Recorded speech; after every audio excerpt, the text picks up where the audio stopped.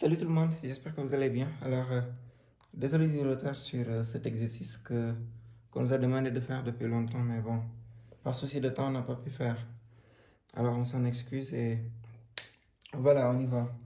Alors, d'abord, c'est un exercice d'algèbre qui parle des relations d'équivalence. On donne un ensemble E et on le munit d'une relation R. Pour l'instant, on ne sait pas si c'est une relation d'équivalence ou pas. Mais tout ce qu'on a de cette relation, c'est son graphe. Voici son graphe. Alors,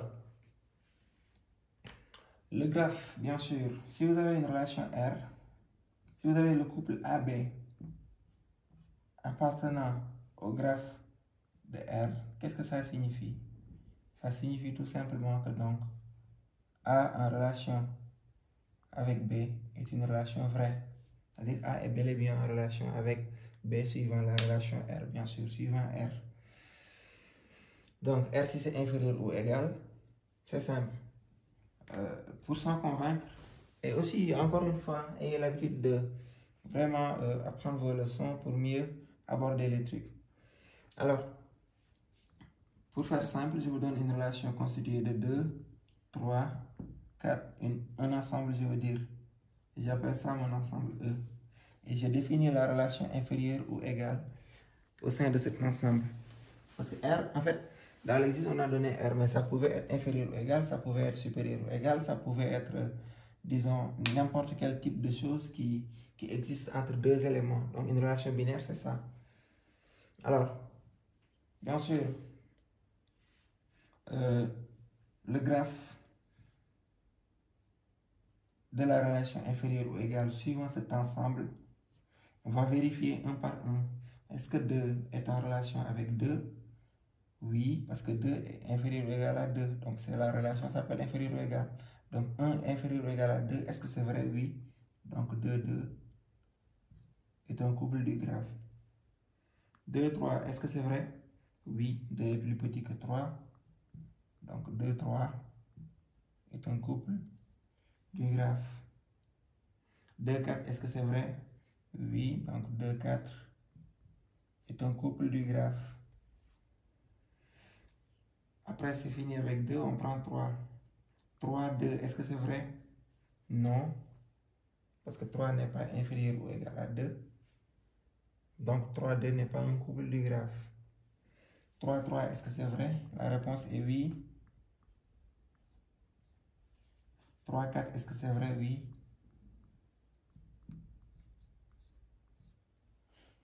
Et maintenant, enfin, 4, 4, est-ce que c'est vrai? Oui.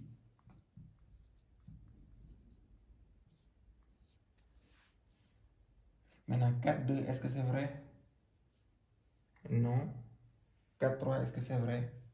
Non. Donc, voici le graphe pour cet ensemble. Si vous ne comprenez pas la notion de graphe, vous ne pouvez pas faire cet exercice. Donc, encore une fois, apprenez bien les leçons. Ça vous permet de facilement aborder les exercices.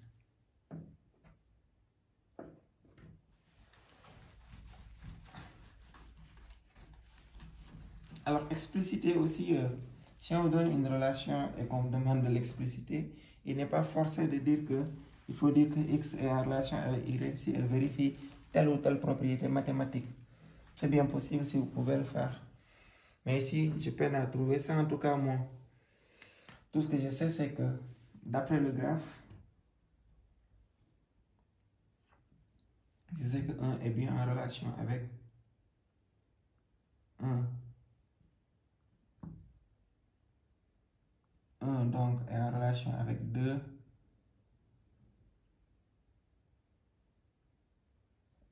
2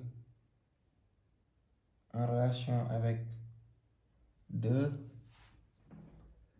3 en relation avec 3. 3 avec 4. 4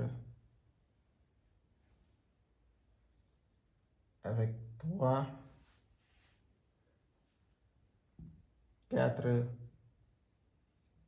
avec 4. Donc, je pense que c'est assez explicite comme ça.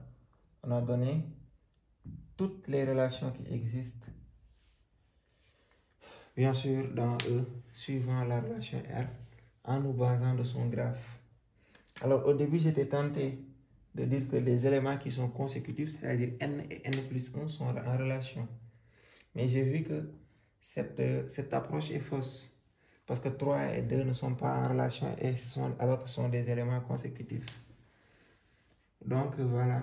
Je ne trouve pas une formule en tout cas explicite qui permettrait de tout. Mais là déjà c'est assez explicite. Et aussi pour aller plus vite, il faut dessiner sa courbe, la courbe du graphe. Alors on fait quoi? On donne l'ensemble E qui est constitué de 1, 2, 3 et 4. Une en relation avec une se matérialise avec une flèche. Une en relation avec 2, on a une flèche de 1 vers 2. On a 2 en relation avec 2, donc 2 vers 2.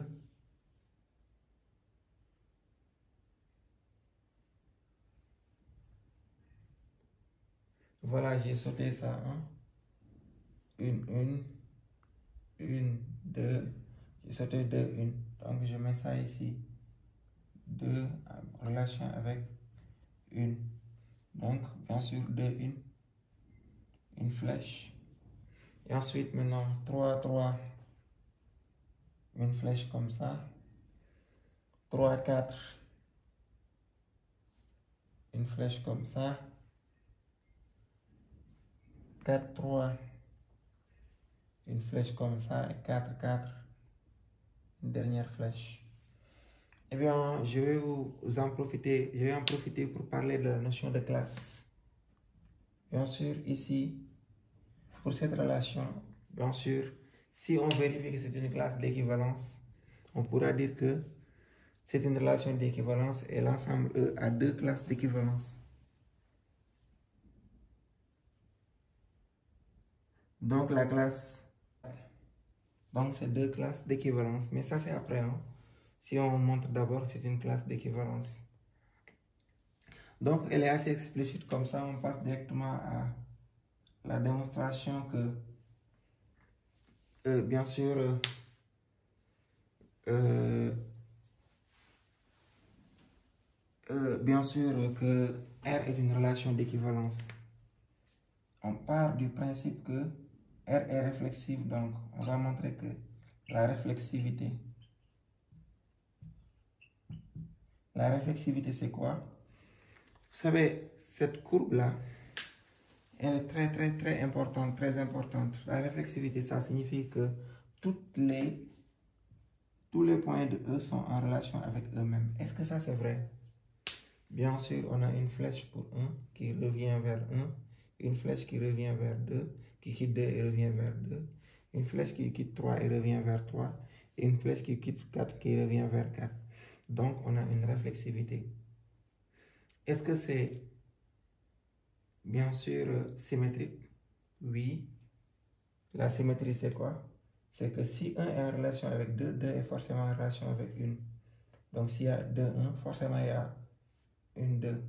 Donc, ça signifie que les flèches sont dans les deux sens. Donc, c'est ça qu'on appelle une réflexivité.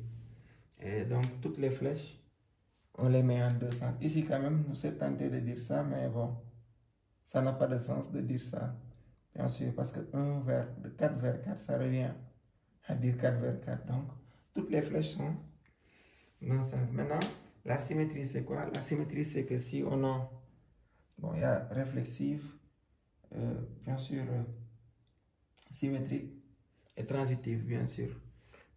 Donc, la réflexion, d'abord, on va commencer. Ça signifie que chaque élément est en relation avec elle-même. Donc, ici, on voit que 1 est en relation avec 1, 2 en relation avec 2, 3 en relation avec 3 et 4 en relation avec 4.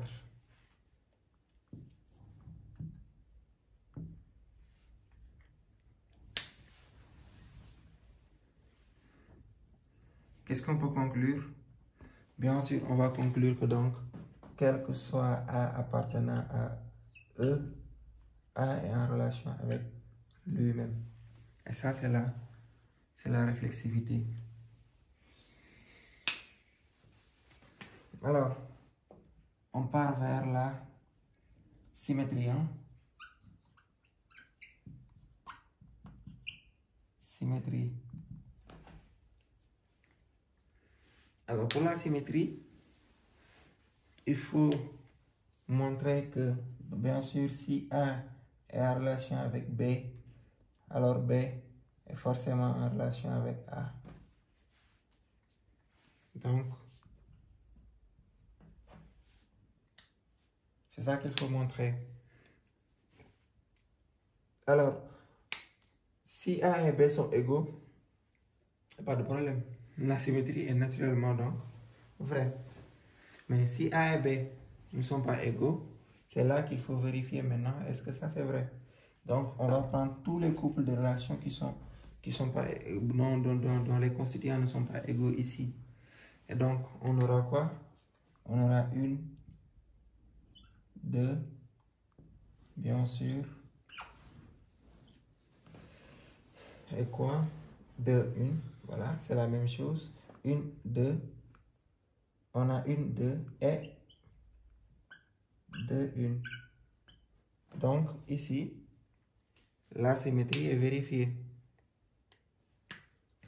Ensuite, deux autres éléments qui sont en relation, c'est 3, 4. On a 3, 4. Et bien sûr, 4, 3. Donc, la symétrie est vérifiée. Est-ce qu'il y en a un autre? Non, il n'y en a pas d'autre. Donc, on conclut que, quel que soit A, B appartenant à E, bien sûr, si A est en relation avec B, ceci équivaut à dire ou bien implique, bon, on peut dire équivalence, hein, que B est en relation avec A. Ça revient au même, hein, bien sûr. L'équivalence et la symétrie dans ce cas de figure. Parce qu'il suffit juste, si on met l'équivalence et je veux dire l'implication. Si on met une implication, il suffit juste d'intervertir les rôles parce que on a dit pour n'importe quel A et B. Et donc l'équivalence est toujours vraie. Donc c'est ceci qui nous a permis de dire ça. Parce qu'on n'a pas d'autre chose à vérifier. Maintenant, il reste la transitivité. La transitivité.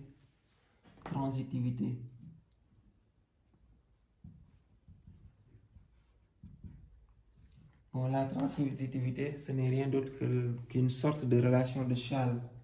Si vous avez donc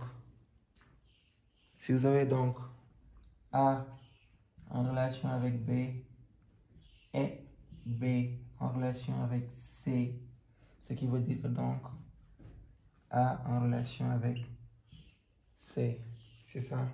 Autrement dit, si vous avez A qui a une flèche vers B et B une flèche vers C, donc forcément A, C, il y a une flèche.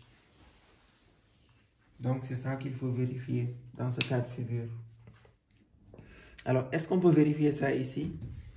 Eh bien, on ne peut pas vérifier ça de manière directe parce qu'ici, il n'existe pas cette situation déjà.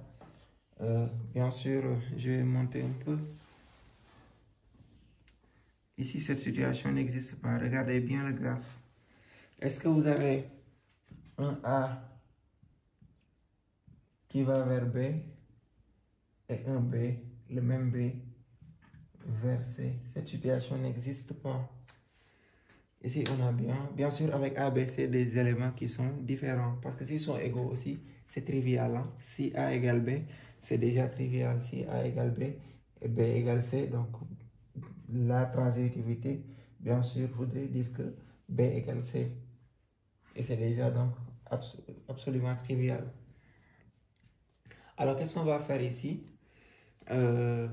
Cette situation n'étant pas une situation qui existe ici, on va essayer de voir par absurde, en quelque sorte, on va démontrer que on n'a pas A en relation avec B et B en relation avec C et que A ne soit pas en relation avec C. Donc c'est ce qu'il faut peut-être dire pour justifier que la transitivité est toujours là. Ici, pourquoi on n'a pas cette situation? Vous avez une 2, mais après 2 n'est pas lié à une autre valeur comme 3 ou 4. Vous voyez, je ne sais pas si vous voyez bien. Vous avez bien sûr 2, 1, mais 1 n'est pas lié avec une autre personne, un autre élément que 1 et 2. Vous avez ici 3 et 4, mais 3 et 4 ne sont pas liés avec un autre élément qu'eux-mêmes. Donc, comme on le dit, si vous regardez bien, c'est 2 classes d'équivalence. Et les classes d'équivalence, les classes sont des classes de 2 éléments. Donc, naturellement, on ne peut pas avoir un triangle. Alors, comment donc justifier? On va juste supposer qu'on n'a pas un contre-exemple. Parce qu'on part du principe que est-ce qu'on a un A qui est plus petit que B? Donc, A qui est en relation avec B et B en relation avec C et que A ne soit pas en relation avec C. On n'a pas cette situation. Donc, on pouvait être tenté même de prendre une et deux. On a bien donc une et deux. Ainsi de suite.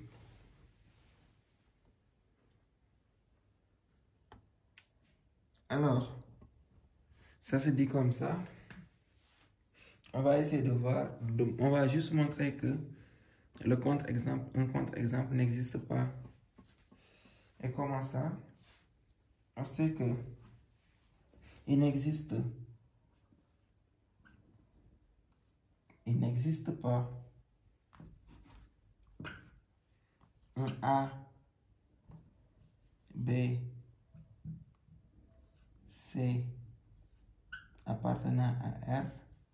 Autrement dit, quel que soit, il n'existe pas un A, B, C qui sont dans E.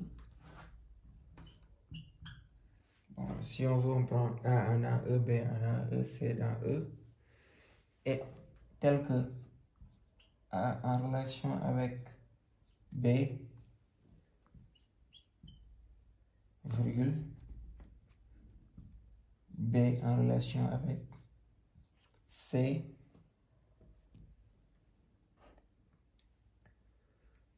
et que A et C ne soient pas en relation. Donc, et que A et B ne soient pas en relation. Il n'existe pas A, B, C dans E, tel que A est en relation avec B et B en relation avec C, et que A et C ne soient pas dans le graphe de R, donc ne soient pas en relation. Donc, on peut conclure que R est transitive. Comme R est transitive, donc on a bien une relation d'ordre. R est bien une relation d'équivalence. Une relation d'équivalence.